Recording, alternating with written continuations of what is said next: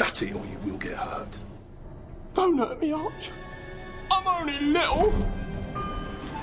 رغم ان المعلومات المعروفة عن كوكب المريخ بتأكد انه كوكب ميت، والتقارير كلها بتقول ان مفيش اي صورة من صور الحياة عليه، لكن اللي هنعرفه غير كده خالص. واول شيء هنعرفه انه اسمه كوكب بارسوم، وبنعرف ان كانت بتدور حرب ما بين الشعوب اللي عايشين عليه، والحرب دي كانت بين شعب زودنجا اللي كان بيحاول السيطرة على الكوكب، وبين شعب الهيليوم اللي كان بيحاول الصمود. وبتتأزم الامور مع تدخل نوع من المخلوقات اللي بيكونوا على حد وصفهم لنفسهم خدم الآلهة، واللي بيكون اسمهم آلثيرن.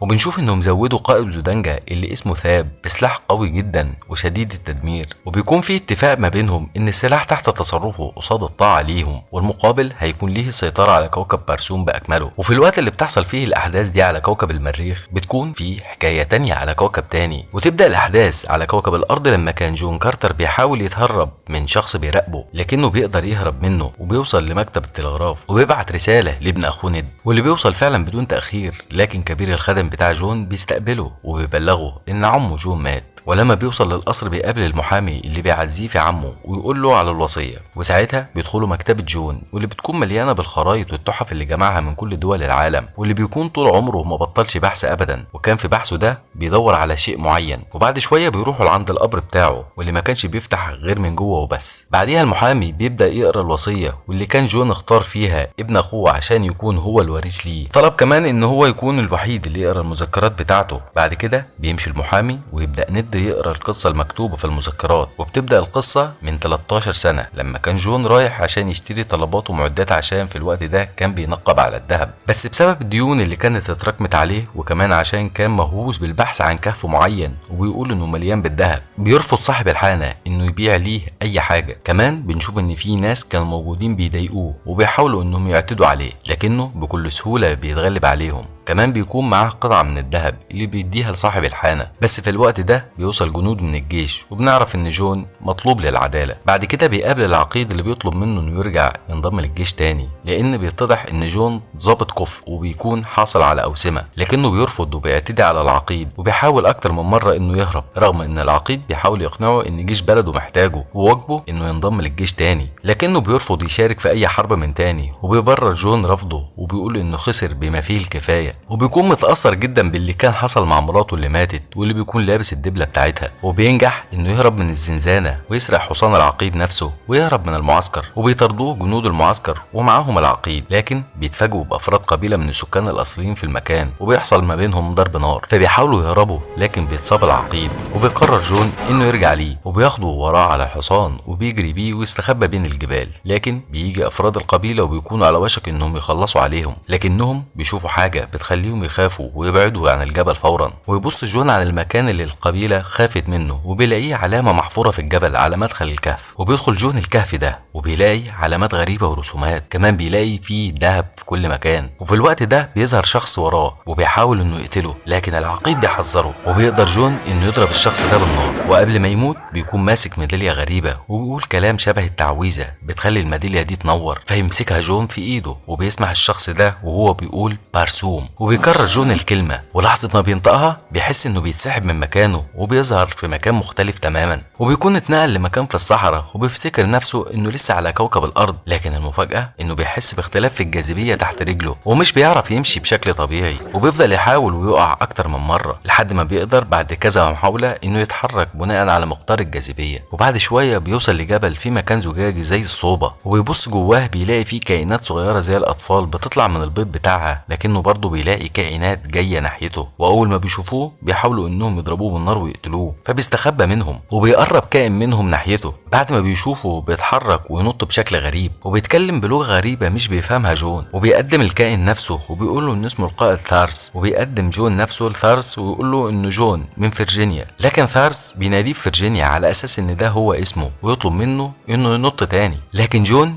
بيحاول انه يوصل للاسلحه بتاع الثارس اللي بيكون سايبها وراه، وقبل ما يستخدم الاسلحه بيتضرب عليه مخدر ويغمى عليه ويربطوه على ظهر حيواناتهم اللي هم راكبينها وبيتحركوا بيه على مكان مدينتهم. وفي نفس الوقت تظهر الاميره ديجا بنت ملك هيليوم، وهي بتحاول تشغل الاله بتاعتها اللي بتكون اخترعتها عشان تهزم بيها ثاب والسلاح الفتاك اللي معاه، وبتحاول انها تقدم سلاحها لوالدها الملك، وبتقدم اختراعها على انه الحل الوحيد لهزيمه ثاب، لكن بيكون في حد من ضمن حاشية الملك من الثابن وبيقدر انه يعطل الآلة قبل ما تشتغل عشان تبان ديجا فاشلة قدامهم. وبيأمر الملك الكل بالانصراف ما عدا بنته، ويقول لها ان ثاب جاي لهم عشان يعقد صفقة معاه، وبتكون الصفقة دي ان ثاب يرحم مدينة هيليوم من التدمير بشرط انه يتجوز الاميرة، وبيبلغها الملك انه وافق على شروطه. وبتتصدم ديجا لما بتلاقي ابوها باعها لواحد قاتل زي ثاب، وبيأمر الملك القائد كان بالتجهيز لفرح بنته على ثاب. وبنروح لجون اللي بيفوق من المخدر واللي بيلاقي نفسه متكتف ورايح ناحية مدينة كبيرة ومحطوط جنب الأطفال. وأول ما بيوصل للمدينة بيتم وضع الأطفال وسط الكائنات الموجودة، واللي بتكون كل أم فيهم بتختار طفل تمسكه عشان تربيه، وبيكون فيهم واحدة اسمها سولا واللي بتحاول تمسك طفل لحد ما بتتعرض للضرب من واحدة اسمها ساركوجا. وفي النهاية بيكون جون من نصيبها لأنه ما بيكونش فيه أطفال تاني، وساعتها بيشوف جون الميدالية اللي اتنقل بيها من الأرض للمريخ قدامه، ومجرد ما سولا بتفكه بيجري على الميدالية عشان ياخدها من اللي ماسكها، فبيمسكه كبير الحرس اللي اسمه تال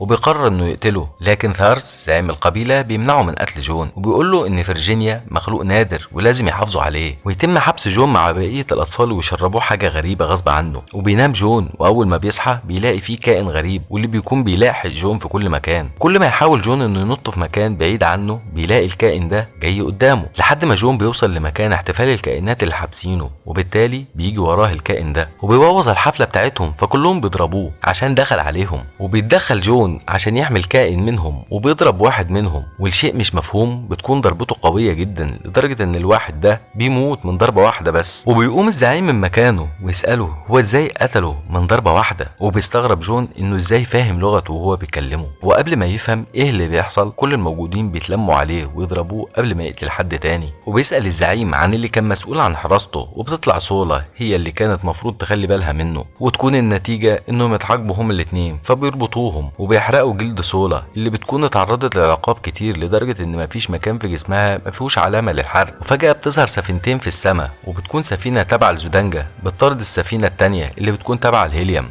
وبتكون فيها الاميره ديجا وهي بتحاول تهرب عشان ما تتجوزش ثاب. ولكن السفينتين بيخبطوا في بعض، وبتكون الأميرة على وشك إنها تقع من السفينة بتاعتها، وبيكون جون بيراقب اللي بيحصل وبيقرر يجري ناحيتها وينقذها من الموت، وبيلحقها قبل ما تقع على الأرض. وبيحارب الجنود اللي بيحاولوا إنهم يمسكوا الأميرة، وينط من على سفينة للتانية ويقدر إنه يدمر سفينة من سفن زودانجا اللي بيتعرضوا للهزيمة قصاد جون. ونتيجة لده تروح الأميرة لقبيلة الثارس وبتقول لهم إنهم ياخدوها رهينة عندهم عشان تضمن إنها ما تروحش لثاب. وتحتفل القبيلة بجون إنه أقوى واحد على الكوكب، وإنه هيحارب معاهم ضد زودانجا وغيرها، ويحتفلوا كلهم بيه. لكنه بيرفض ويجبروا ثارس انه يوافق على المحاربه معاهم، والا مش هيقدر يحمي ديجا من القتل. وبيوافق جون غصب عنه. وبتحاول ديجا تفهم من جون ازاي قدر انه ينط ويطير وانه ازاي عنده القوه دي، فبيقول لها انه مش عارف ازاي يكتسب القوه دي. وبيقول لها انه اسمه جون من مدينه فيرجينيا، فبتساله لو السفينه بتاعتها تقدر تروح لفيرجينيا، فبيقول لها ان السفن بتسافر عندهم في البحر، فبتستغرب لان ما عندهمش بحار، وبتقول له ان مفيش بحار ولا محيطات على الكوكب، وتبدا تشرح ليه المجموعه الشمسيه. وفي اللحظه دي يبدا جون يفهم انه على كوكب تاني غير كوكب الارض، ويعرف انه على كوكب المريخ. ويشاور لديجا على المدينه اللي اتنقل بيها، فتاخده ديجا للمعبد بتاع القبيله، وتعرفوا ان في طائفه اسمها الثير، ودول بيكونوا قادرين على السفر من خلال بوابات سحريه باستخدام الميداليات بتاعتهم، وانه لازم يروح لمكان محدد ويكون معاه الميداليه دي عشان يعرف يرجع للارض. وتقول له ديجا انها تقدر تساعده في الموضوع ده وتوديه للبوابات، لكن بيتم القبض عليهم بتهمه تدنيس المعبد والدخول فيه. لكن بتكون في مشكله تانية، ان دي بتكون الغلطه الاخيره لسولا، والمفروض انه يتحكم عليها بالاعدام. ويقدر جون يفهم من طريقه ثارس وخوفه على سولا انها بنته ومش هيقدر يقتلها، وبيدخلهم ثارس كلهم خيمه، وبيقول لهم انه هيهربهم من المكان وهيتحمل اللي يحصل مقابل انه بنته ما تموتش. وبالفعل بيهربوا بعيد عن المكان، وبعد رحله طويله يوصلوا لبوابات ايس اللي المفروض هترجعه تاني للارض. واول ما بيوصلوا بيلاقوا هيكل كبير ضخم قدامهم، فبيمسك جون ديجا ويطلع على الهيكل، وفجاه الميداليه بتاعته بتنور وبتظهر قدامهم بوابه، فبيدخلوها لحد ما بيوصلوا لمكان ممكن يتحط فيه الميداليه، وبمجرد ما بيحطوها بينور المكان كله. ويدوس جون بالغلط على مكان تحت رجله، فبيتعمل رسم للمجموعه الشمسيه تحت منهم،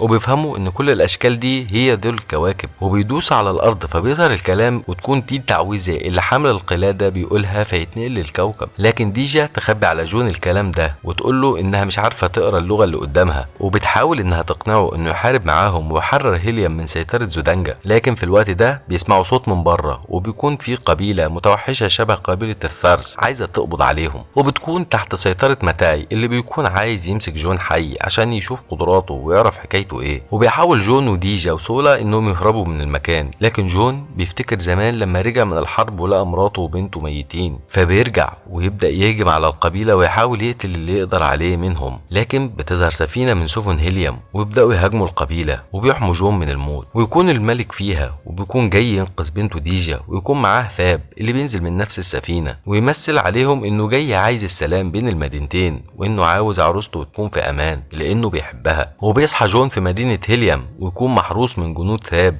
عشان ما يهربش، لحد ما يدخل عليه كان قائد جيوش هيليوم ويتكلم معاه ويطلب منه انه ياخد سلاحه ويهدده بيه عشان يتمكن من الهرب، ويقول له كان انه بيعمل كده باوامر الاميره ديجا، وبيطلب منه انه يروح ناحيه اوضتها، وفعلا يوصل للاميره لانها بتكون عايزه تتكلم معاه على انفراد، وساعتها بيلاقيها لابسه لبس الفرح ويعرف انها وافقت على الجواز من ثاب عشان تنقذ هيليوم، لان مفيش قدامها حل غير كده، لانها حاولت تخليه يساعدها في تحرير مدينتهم لكنه مرضيش، لكن مفيش امل، وبتقول له انها قدرت تقرا التعويذه اللي توديه لكوكب الارض من تاني، وبتطلب منه انه يكرر وراها التعويذه وهو ماسك الميداليه. وفجاه بتلاقي باب الاوضه بتاعتها بيتفتح وبيكون ثاب لانه فكر ان في حد معاها، وبعد ما يسيبها وبيمشي بتبص لتاني لجون لكن مش بتلاقيه، فبتفكر انه خلاص مشي وراح لكوكب الارض، لكنه بيكون كان مستخبي في السقف. وبعد ما بيخرج من الاوضه بيلاقي واحده ست قدامه معاها سلاح بتضربه بيه وبتتشل حركته وبتخليه تحت امرها، وبيبان ان الست دي تبقى متاي واللي بيكون قادر يتنكر في اي شكل هو عاوزه. وبيروحوا يتفرجوا سوا على الاحتفال بفرح ديجا وثاب، وبيقول متاي ان اخر اليوم هيتم قتلها وقتل كل حكام المدينه عشان يسيطروا على هيليوم. وبيكمل متاي شرح فكرته انه بيعمل على اعاده التوازن للعالم، وبيوضح انه مش مهتم بفكره الحكم ولا غيره، وانه هو بس مهتم بفكره دوره الحياه مش اكتر. وبيوصلوا السفينه بتاعته اللي هيتحركوا بيها، وقبل ما تتحرك السفينه بيظهر الحيوان بتاع جون وبيهجم على متاي وبيكسر الجهاز اللي في ايده اللي بيكون بيتحكم في جون بيه، وبيتحرر جون وبيحاول ان هو اللي يسوق السفينه بنفسه، وبيفضل شويه غير متزن لحد ما بينجح انه يهرب من المكان. وبيلاقي سولا مستنيه في الصحراء وبيقول لها انه لازم ينقذوا ديجا، وبيقول انه لازم يكون معاه جيش، فبيقرر انهم يروحوا لقبيله ثارس. واول ما بيوصلوا بيلاقوا ان تال هو الزعيم وبيتم حبسهم، وبيلاقي ان ثارس محبوس هو كمان، وبيخرجوا لساحه قتال كبيره وبيكون عليهم انهم يواجهوا حيوان كبير يشبه الغوريلا لكن اضخم بكتير، وبيهجم عليهم وبيرميهم بعيد عن الارض، وبيتم اطلاق واحد تاني عشان يقضي عليهم.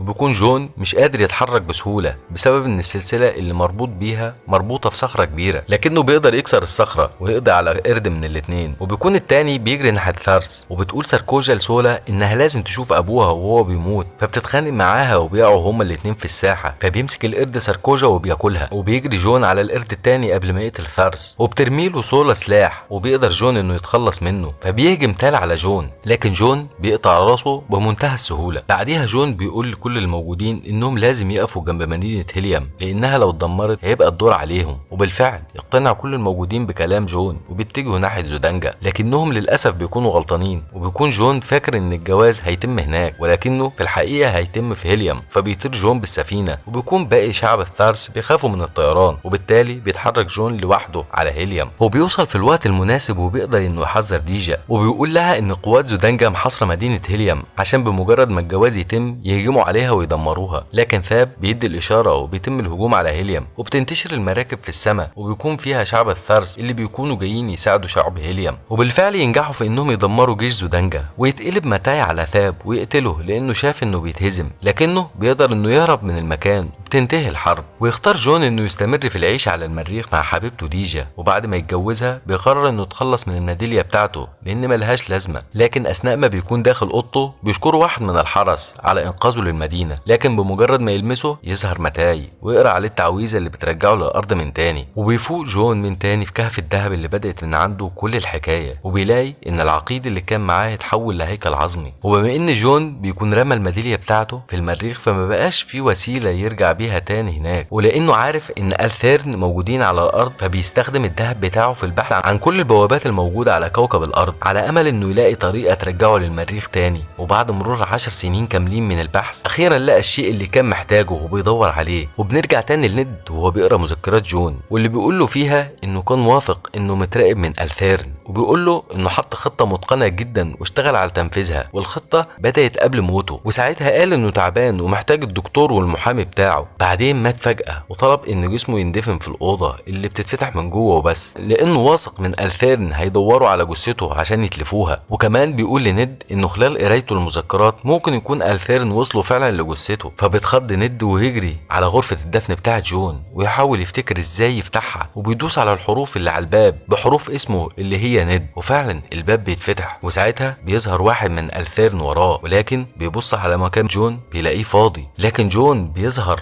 ويضرب الثيرن بالمسدس في ظهره، وبيتضح ان كل اللي حصل ده كان من ضمن خطه جون عشان يمسك واحد من الثيرن وياخد الميداليه بتاعته. هو بيقول لند انه ملقاش الميداليه في عمليات البحث ولا حاجه، وان كل اللي حصل كان تمثيليه هو عاملها لانه كان واثق انه متراقب. وبعدين بيودع جون ند، وبيرجع تاني جون للاوضه بتاعته ويقفل على نفسه، وبتكون القلاده في ايده، وبيقرا التعويذه وبيرجع للمريخ عشان يكون مع ديجا. وهنا بتكون البدايه، لكن البدايه اللي ده وقتها فعلا انك تشترك على القناه.